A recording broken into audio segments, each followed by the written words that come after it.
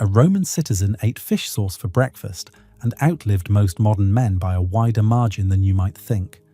And on the other side of that equation, you eat fresh salmon twice a week and still feel inflamed, tired and bloated. Same food category, totally different outcome. The difference is not the fish itself, it is everything we did to it and everything we stopped doing along the way. 2,000 years ago, Romans had no refrigerators, no food safety labels, and no nutritionists telling them what to eat. And yet they built a fish-based food system so effective that modern science is still finding new reasons to admire it. What you are about to hear is going to make you think twice the next time you stand at the fish counter. Not because fish is bad, but because what we call fish today barely resembles what Romans were actually eating. What makes this story so interesting is that the Romans were not doing anything magical. They were just paying close attention to what worked. Today, we are going to break down exactly what went wrong with your fresh salmon, what Roman food science got right, and why the gap between those two things matters more than most people ever stop to realize. Oh, and if you are genuinely enjoying this, subscribe to the channel. Now let us get into it. The biochemical superfood. Here is the thing that stops most people in their tracks when they first learn about Roman food culture. The most important fish product in the entire Roman world was not a cut of fresh fish at all. It was a fermented liquid called garum, and understanding what it actually was will completely change how you think about food, nutrition, and preservation. If you really want to understand why Roman fish products were considered so valuable, you have to drop the modern idea that garum was just fish sauce. That label makes it sound basic, like something you splash on food purely for taste. But garum was something fundamentally different from what that description suggests. The Romans used it as medicine, real medicine. Galen, the most famous physician in the Roman world, prescribed it for ulcers, stomach problems and digestive issues, incorporating it into dozens of medical treatments. This was not a condiment that happened to taste good. It was a deliberate health tool that also happened to make food taste extraordinary. So how was it actually made? Producers would take fish intestines, blood, heads, and sometimes whole small fish and pack them into large stone vats. They added substantial quantities of salt, along with herbs like dill, fennel, and coriander. Then they left the vats outside in the Mediterranean sun for 1 to 3 months. That is it. No machines, no synthetic chemicals, just fish, salt, time, and heat. During those months, something genuinely remarkable was happening inside those vats. The fish was essentially digesting itself. Natural enzymes within the raw protein broke it down slowly, tearing large protein chains apart and dividing them into much smaller, more accessible pieces. Pieces your body could absorb quickly and with very little metabolic effort. This matters more than it might seem at first. When you eat a regular protein source, your digestive system has to do a significant amount of work to break it down before it can be absorbed. With garum, that enzymatic work was already done before the food ever reached your stomach. Modern researchers who have analyzed traditional fermented fish sources have found high concentrations of essential amino acids, including histidine and lysine, compounds your body cannot synthesize on its own. For a population eating mostly bread and vegetables, garum was quietly filling a critical nutritional gap every single day. There is another finding that deserves real attention here. The fermentation process generated small bioactive compounds, now called peptides, that appear to help lower blood pressure. They work through a mechanism similar to modern ACE inhibitor medication. The Romans had absolutely no concept of blood pressure or the biochemistry behind any of this, but their bodies were benefiting from it every time they sat down to eat. What they had essentially created was a powerful digestive aid and nutrient delivery system that wore the label of a condiment. Any meal incorporating garum was quietly supporting digestion, easing the absorption of nutrients and doing things for cardiovascular health that Romans would never have been able to explain. And all of that came from fish scraps and sea salt. That is not primitive food culture. That is sophisticated applied chemistry, arrived at through observation and refinement over many generations. Roman fish ponds versus the modern salmon cage. Before we even get to the nutrition comparison, there is a question that almost nobody asks at the fish counter, and it might be the most important one of all. Where did this fish actually live before it got here? Because the answer to that question explains almost everything else. Romans built elaborate coastal fish enclosures called piscinae. Archaeological evidence shows these were significant engineering projects, cut into rock shelves along the shoreline, typically covering between 700 and 1,200 square meters, with some imperial installations reaching far beyond that. These were not simple ponds. They were sophisticated systems designed to work with the natural movement of the sea. Now here is where the picture gets more nuanced than you might expect, and it is worth being honest about this. Roman piscinae were primarily elite luxury installations. Ancient sources like Varro describe them as tremendously expensive to build and maintain, and the fish raised in them were luxury commodities destined for wealthy tables and urban markets, not everyday food for ordinary Romans. Scholars who have studied these structures in detail conclude that even the largest privately owned ponds could only sustain a few tons of fish at optimal temperatures. In the Tyrrhenian Sea, that meant roughly 5 months of productive operation per year, between autumn and late spring. The engineering principles behind them were genuinely intelligent. The enclosures were built with channels on multiple sides to allow seawater to flow in and out with the tidal movement, bringing fresh oxygenated water into the pond and flushing waste out naturally. Many ponds also incorporated freshwater channels fed by cisterns or aqueducts, which dramatically increased the oxygen levels in the water and allowed more fish to be kept in a given space. Roman agricultural writers like Columella specifically discussed the importance of water circulation and warned about the dangers of summer heat raising water temperatures and reducing oxygen. The fish kept in these ponds, sea bream, grey mullet, sea bass, and red mullet, were fed on small fish and marine organisms consistent with their natural diet.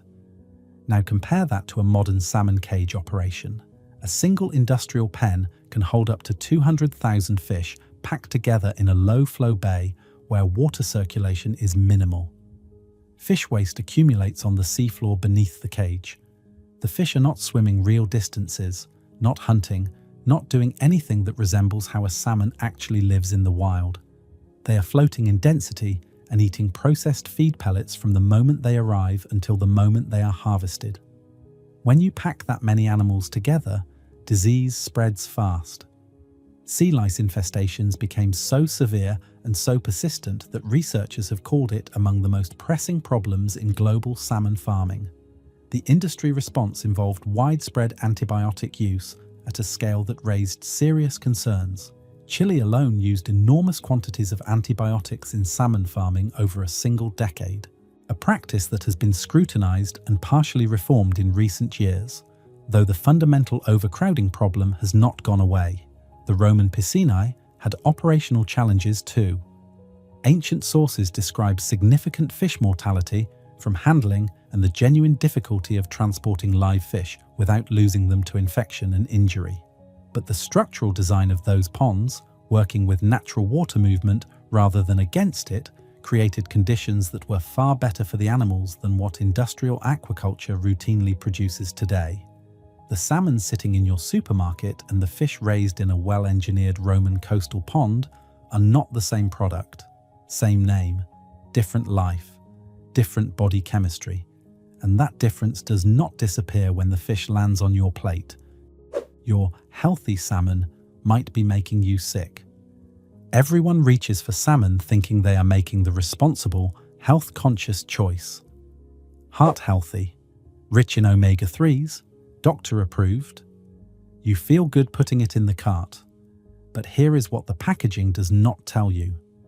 The omega-3 profile of farmed salmon has shifted significantly as the industry scaled up.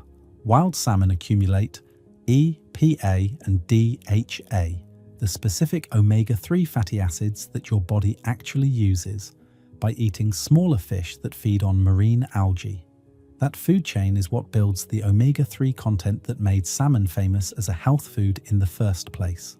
Farmed salmon, by contrast, are increasingly fed pellets made from a combination of fish meal and plant-based ingredients including soy protein, corn gluten, and vegetable oils. Not because it is better for the fish, but because wild fish stocks cannot supply enough raw material to feed the global aquaculture industry at its current scale. Data from the United States Department of Agriculture indicates that farmed salmon fat contains notably less omega-3 by percentage than wild salmon fat. A study tracking Scottish farmed salmon over nearly a decade found that as producers shifted from fish oil to cheaper vegetable oils in their feed, the omega-3 levels in the salmon fell substantially. At the same time, plant-based feed ingredients are high in omega-6 fatty acids, which push the nutritional ratio in the fish in a direction that is less beneficial for consumers who are already getting plenty of omega-6 from other sources in their everyday diet. Omega-6 is not inherently harmful. You need some of it. But the modern Western diet already delivers an excess of omega-6 relative to omega-3, and adding more from a food you are specifically eating for its omega-3 content quietly undermines the entire reason you bought it. When the omega-6 to omega-3 ratio becomes heavily imbalanced, it can promote inflammatory pathways in the body, and chronic inflammation sits at the root of a remarkably wide range of conditions, including cardiovascular disease and metabolic disorders. Then there is the astaxanthin issue. In wild salmon, astaxanthin is a naturally occurring antioxidant carotenoid absorbed through the food chain. It is what gives wild salmon its deep, rich color, and it also acts as a protective antioxidant within the flesh, helping to keep the fats from oxidizing and degrading. In farmed salmon, astaxanthin is often synthetic, added to the feed to produce the expected color. Without adequate natural antioxidant protection, the elevated fat content in farmed fish becomes more vulnerable to oxidation. You are potentially eating fats that have already begun to degrade before the fish even reaches the store. Farmed salmon carries significantly more total fat than its wild counterpart. That is part of why it has become so popular, because it tastes richer and is more forgiving to cook. But that extra fat is not delivering what people think they are getting. The label says salmon. The biology tells a more complicated story. Your fresh salmon has a dirty secret. What if the word fresh on a food label was actually hiding something? Not lying exactly, but telling you something so narrow and so carefully defined that it leaves out information you would genuinely want to know. That is exactly what is happening with fresh salmon, and this is the part of the story that the industry would very much prefer you never thought about. When you buy salmon labeled fresh, you assume you are buying something clean. It looks good, it smells fine. The presentation is professional. But that label is telling you something much narrower than you might think. Fresh means it was not frozen. It does not tell you anything about what is actually inside the fish at a chemical level. In 2003, the Environmental Working Group commissioned independent laboratory testing of farmed salmon purchased from grocery stores across Washington, D.C., San Francisco, and Portland, Oregon. The results were significant. 7 of the 10 farmed salmon samples tested were found to contain polychlorinated biphenyls, known as PCBs, at levels that the Environmental Protection Agency health guidance would consider a concern for regular consumption. On average, the farmed salmon in that study carried dioxin-like PCB levels roughly 16 times higher than those found in wild salmon samples, and several times higher than those found in beef, pork, or other commercial seafood. One sample imported from Scotland contained PCB concentrations so elevated that, under EPA guidance for recreationally caught fish, consumption would be recommended at no more than 6 meals per year. European farmed salmon showed some of the highest contamination levels across the dataset. It is worth being clear about what this study was and what it was not. It was advocacy commission testing of 10 retail samples, not a large, neutral clinical trial. Aquaculture practices have evolved since 2003, and some producers have shifted away from the most contaminated feed sources. Regulation has tightened in certain markets, but multiple independent studies conducted around the same period by scientists in Canada, Ireland, and the United Kingdom consistently found the same pattern: farmed salmon carrying substantially higher contaminant loads than wild salmon. The mechanism behind that finding is well understood and has not gone away. PCBs accumulate in fat. They do not flush out of the body. They build up over time. Farmed salmon, because it carries significantly more total fat than wild salmon, is a more efficient accumulator of these fat-soluble contaminants. The feed chain is where it all begins. Small wild fish are ground into fish meal, caught from waters around the world, including historically polluted areas. Those fish concentrate environmental contaminants from the ocean, which then transfer up through the feed into the farmed salmon and ultimately onto your plate. The health implications of PCB exposure are not trivial. Multiple government agencies classify PCBs as probable or likely human carcinogens based on strong animal study data and suggestive human epidemiological evidence. Beyond cancer risk, PCBs are endocrine disruptors. They interfere with hormonal signaling, immune function, and, particularly concerning, fetal brain development. Research has found associations between maternal PCB exposure and lower birth weight, reduced IQ scores, and impaired neurological development in children. These are not dramatic sudden effects. They are slow cumulative disruptions to systems your body depends on every single day. The Romans never dealt with anything like this. Not because ancient oceans were magically pristine, but because PCBs are synthetic industrial compounds that did not exist until the 20th century. The Mediterranean in Roman times had no industrial pollution to speak of. The fish were clean because the chemistry of the world had not yet been altered in the ways that industrial civilization would later introduce. There is a foodborne illness that sends thousands of people to hospital every year, and almost none of them ever find out what actually happened to them. It is underreported, widely misdiagnosed, and almost entirely preventable. It is called scombroid poisoning, and the Romans accidentally solved it 2,000 years ago without knowing it existed.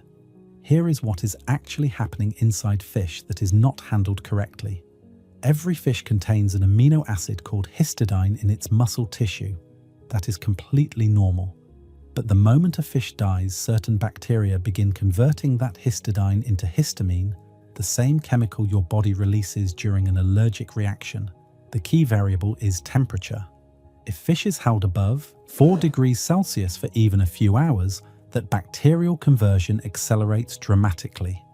In some species under the wrong conditions, dangerous histamine levels can build up in as little as 6 to 12 hours after the cold chain breaks. And here is the part that really matters. Once histamine is in the flesh, it is there permanently. Cooking does not destroy it. Freezing does not destroy it. Canning does not destroy it. You cannot smell it or see it.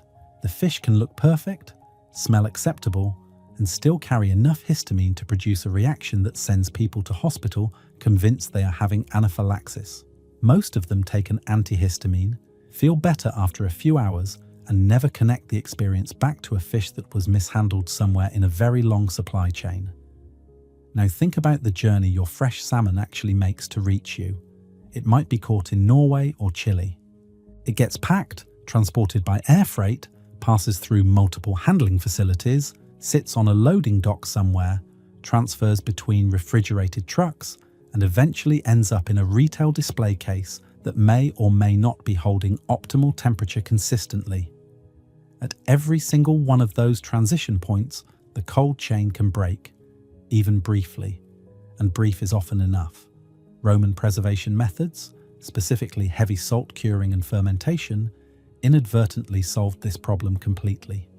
Salt at the concentrations used in garum and salsamentum, the Roman term for heavily salted preserved fish, pulls moisture out of cells and creates an environment where histamine-producing bacteria simply cannot function.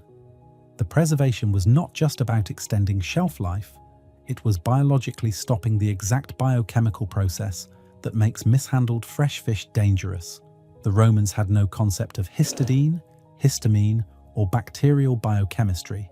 They did not know why their method worked, but it worked reliably across the Mediterranean basin for centuries. Their preserved fish products could be transported long distances without refrigeration, stored for extended periods, and consumed safely by people who had no way of testing or monitoring any of it. Your fresh salmon, by contrast, relies entirely on an unbroken cold chain across thousands of kilometers and multiple handoffs. And sometimes that chain breaks in ways that are completely invisible and undetectable to the consumer standing at the counter. Fresh does not mean safe. It means it was not frozen. Those are very different statements, and the gap between them matters more than the packaging industry would like you to think about. What this actually means for you. So after everything we have just covered, here is the question you are probably asking yourself. What am I actually supposed to do with this information? Because the answer is not to give up on fish. That would be entirely the wrong takeaway, and it would throw out one of the most nutritionally valuable protein sources available to you. Fish remains genuinely good for you. The health benefits of omega-3 fatty acids are well established and significant. The problem is not fish. The problem is a specific category of fish, raised in a specific way, sold under a label that tells you almost nothing useful about what is actually in it. The practical lessons from the Roman approach are actually quite straightforward.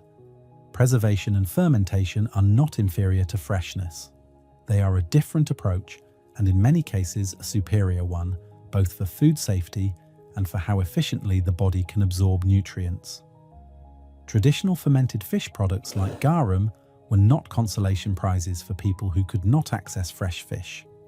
They were deliberately refined food tools that delivered nutrition in a form the body could use very efficiently.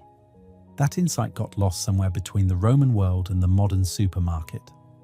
Where a fish lived and what it ate before it reached you matters enormously.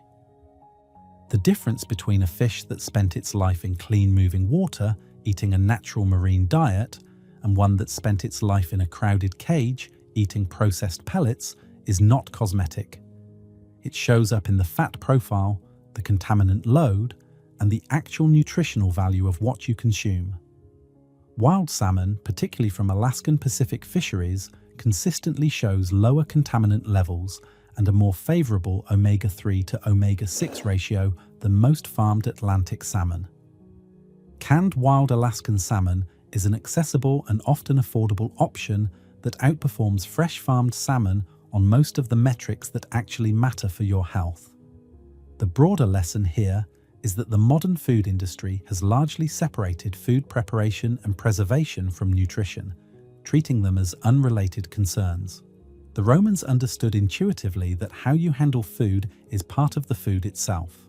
The next time you make a choice about seafood, ask where it came from, how it was raised, and whether the price you are paying reflects anything real about the quality of what is inside.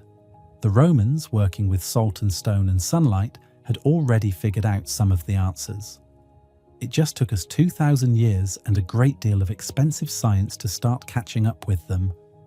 Thanks for watching, and I will see you in the next one.